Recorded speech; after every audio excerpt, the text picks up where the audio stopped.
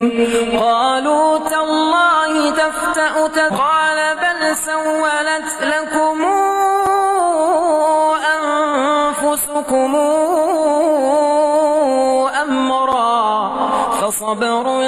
جميل عسى الله أن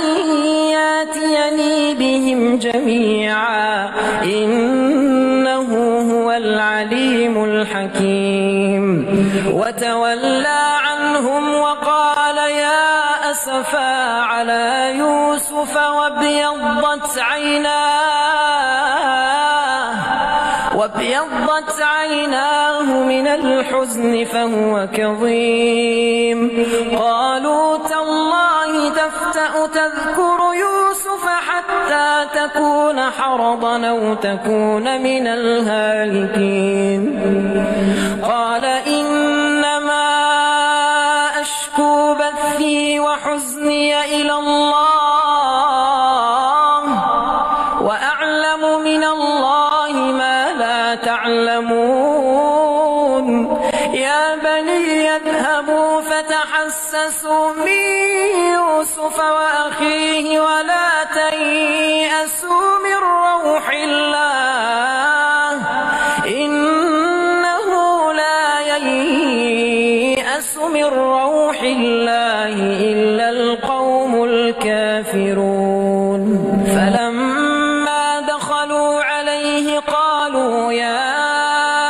أيها العزيز مسنا وأهلنا الضر وجئنا ببضاعة مزجاة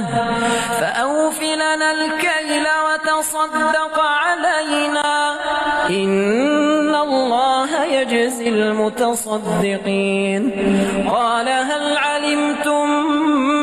ما فعلتم بيوسف وأخيه قال هل علمتم ما فعلتم بيوسف وأخيه إذا أنتم جاهلون قالوا أئنك لأنت يوسف قال أنا يوسف وهذا أخي قد من الله علينا إنه من يتق ويصبر فإن الله لا يضيع أجر المحسنين قالوا تالله لقد آثرك الله علينا وإن كنا لخاطئين قال لا تثريب عليكم اليوم يغفر الله لكم وهو أرحم الراحمين اذهبوا بقميصي هذا فألقوه على وجه أبي يات بصيرا واتوني بأهلكم أجمعين ولما فصلت العير قال أبوهم إني لأجد ريح يوسف لولا أن تفندون قالوا تالله إنك لفي ضلالك القديم فلما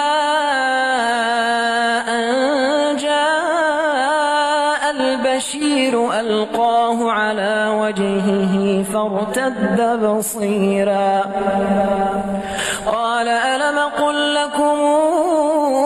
إني أعلم من الله ما لا تعلمون قالوا يا أبانا استغفر لنا ذنوبنا إنا كنا خاطئين قال سوف أستغفر لكم ربي إنه هو الغفور الرحيم